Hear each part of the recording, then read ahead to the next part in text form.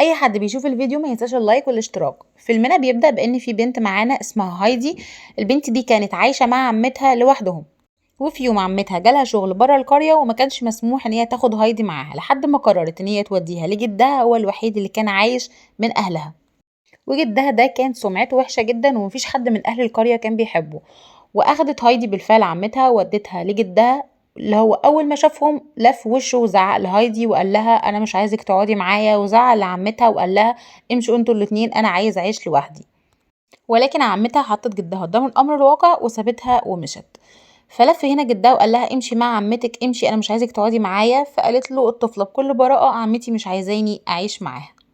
ودخل الجد وسابها. فهي لقت حظيرة صغيرة جنب البيت، دخلت وفتحت الباب تقعد فيها، بس ما لقيتش جوه غير كرسي واحد بس وسرير. اخدها جدها للطبيب عشان يفحصها، لكن الطبيب بعد ما فحصها لقى ان هي كويسه وسليمه جدا ومفيش فيها اي حاجه. طبعا سبب الفحص ده ان هو كان عايز يوديها لاي حد يتبناها او حد يشتريها، لان هو مش هيقدر ان هو يشيل مسؤوليتها. ولقاها كويسه ومفيش فيها اي حاجه، اخدها ورجع معاها تاني للبيت.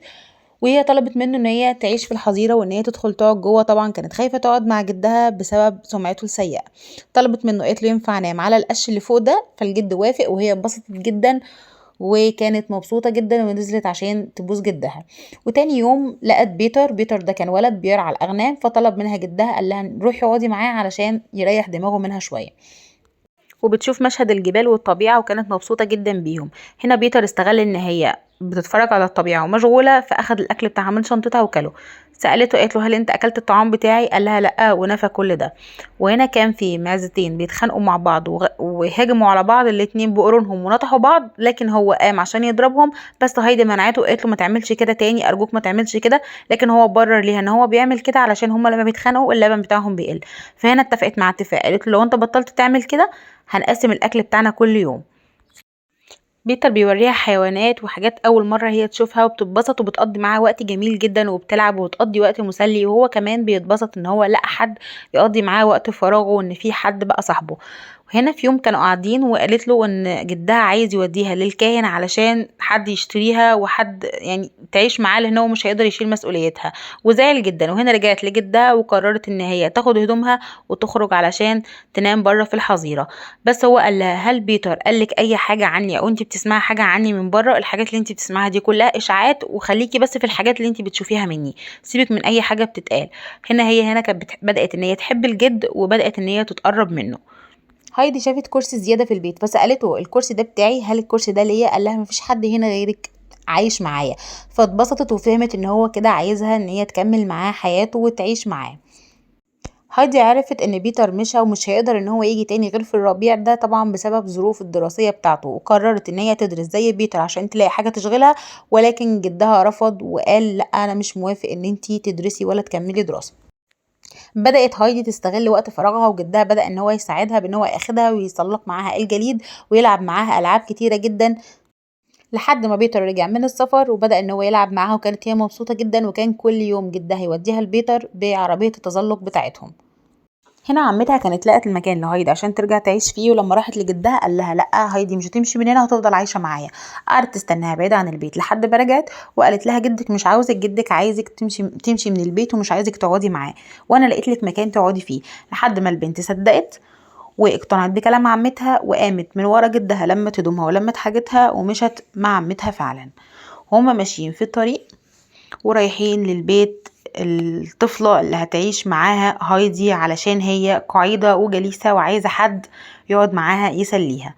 وهنا بيتر كان عارف ان هي مشت للأسف وجدها مش هيدور عليها في المدينة وقلب عليها الدنيا ملقاهاش. والناس هنا كانت سخرانة منه وقعدت تضحك وتقول ازاي هايدي الطفلة البريئة دي كانت عايشة مع الراجل سيء السمعة. هنا بيتر خلاص كان عارف ان هي مشت وان هي مش هتقدر ان هي ترجع تاني. وهنا هايدي وعمتها وصلوا للبيت اللي هي هتعيش فيه، ولما المربية شافتها اتفزعت جدا من شكلها لان هي كانت شبه الولاد، كان شعرها قصير ولابسه لبس ولاد وكانت حافيه الاقدام. المربيه اتكلمت مع عمتها وقالت لها ان هايدي ما تنطبقش المواصفات اللي هم عايزينها، وان هم عايزين حد احسن من كده ويعني اشيك من كده شويه علشان يقدر ان هو يقعد مع الطفله اللي هم جايبينها تعيش معاها. بدأت هايدي تتعرف على كلارا وهي بنت صاحب البيت اللي هو مسافر طول الوقت، ولكن هي كانت قاعدة على كرسي مش بتتحرك، وده طبعا كان بسبب وفاة والدتها. وبعد ما توفت والدتها هي كانت حزينة جدا عليها. هنا بدأوا ان هم يجلسوا على الطعام وبدأوا ان هم ياكلوا، ولكن المربية هزقتها جدا وزعقت لها لان هي ما كانتش عارفة تمسك المعلقة ولا الشوكة ولا السكينة، وكانت بتاكل من الطبق مباشرة، وكان شكلها ملفت جدا وكان شكلها سيء جدا للغاية. ولكن كلارا كانت بتعلمها او بتحاول ان هي تعلمها ان هي تاكل بالشوكة والسكينة، لكن كانت بتفشل لان هي عمرها ما مسكت شوكة وسكينة. وهنا كلارا اخدت هايدي لأوضة مامتها علشان توريها الصور بتاعتها وتبدأ ان هي تعرفها على البيت، ولكن اكتشفت ان في الصورة هنا كانت والدتها وهي معاها كانت واقفة على رجليها. فلما سألتها عرفت ان اللي حصل لها ده كان بسبب حزنها على والدتها. فهايدي صعب عليها كلارا جدا واخدتها في حضنها وطبطبت عليها، ومن هنا بدأوا يبقوا صحاب. اجا ميعاد وقت الدرس، ولما فتحت الكتاب هايدي المدرس اكتشف ان هي مش بتعرف تقرا ولا تكتب، فقعد يحاول ان هو يعرفها على الحروف اللي موجودة على السبورة قدامه، اكتشف ان هي كمان مش بتعرف الحروف. فتعصب المدرس منها جدا وراح قال للمدربة بتاعتهم ان هي محتاجة مدرس تاني خالص، لان هي اصلا مش بتعرف تقرا وان هي مش مناسبة لكلارا نهائيا. ولكن هنا المدرسة اتهمته ان هو مش قادر يعلم الاطفال القراية.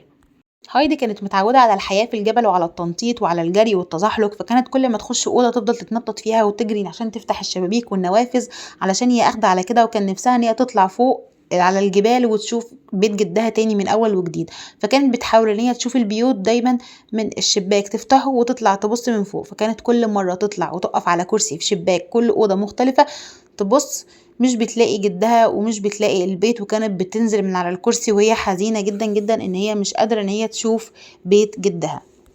تاني يوم هايدي وكلارا اتفقوا ان هما يخرجوا بره البيت ويمشوا في السوق عشان يوصلوا لحد الكنيسة.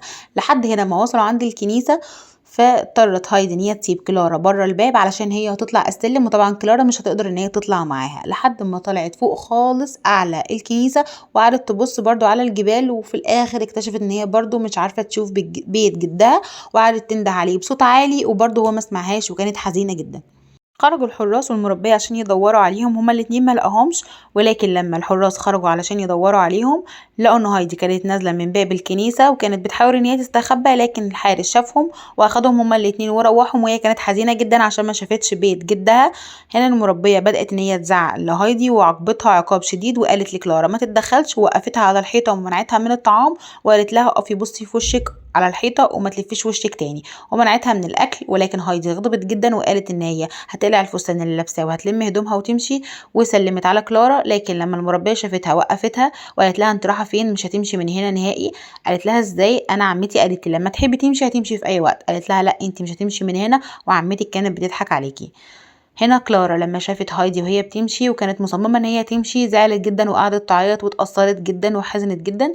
فكلارا قعدت تعيط وكانت منهارة جدا وتعبت في السرير. فلما هايدي شافتها اتأثرت بيها جدا من الحزن وقعدت معاها ودخلت تصالحها وقالت لها ما تزعليش، احنا مش هنمشي وانا هفضل قاعدة معاكي طول الوقت وما تقلقيش. فهي طبعا كانت زعلانة كلارا ان هي كانت مفكرة ان اهلها كلهم ما بيحبوهاش وان مفيش حد بيحبها. فلما رجع هنا باباها وجدتها من السفر اخيرا كلهم كانوا مرحبين بهايدي ما عدا المربية، اشتكت منها وقالت ان مستواها غير مستوى كلارا، وحتى هي مش بتعرف ان هي تقرا وتكتب وما ينفعش تعيش معاها. لكن جدتها قالت انا هتولى الموقف. جدتها هنا بدأت ان هي تقرأ ليها قصة عن حياة الريف والبدو اللي كانت بتعيشها قبل ما تيجي معاهم في البيت، ولكن وقفت في نص القصة وبطلت ان هي تحكي حاجة. فلما طلبت منها هايدي ان هي تكمل بقية القصة قالت لها حاولي انت تقرأيها، لو اتعلمتي القراءة تقدري انك تكمليها. وفعلا هايدي بقت متحفزة جدا كنوع من انواع التحفيز للقراية، وبدأت ان هي طول الليل تسهر لحد ما عرفت فعلا تقرأ القصة. وتاني يوم قرأتها قدام الجميع وقدام المدرس، وكانوا كلهم فخورين بيها جدا. وجاء الوقت ان الجدة هترجع فيه لبلدها، وهي بتودعهم قالت لبابا كلارا خلي بالك ان هايدي محتاجة ترجع لجدها لان هي مفتقدة ده جدا.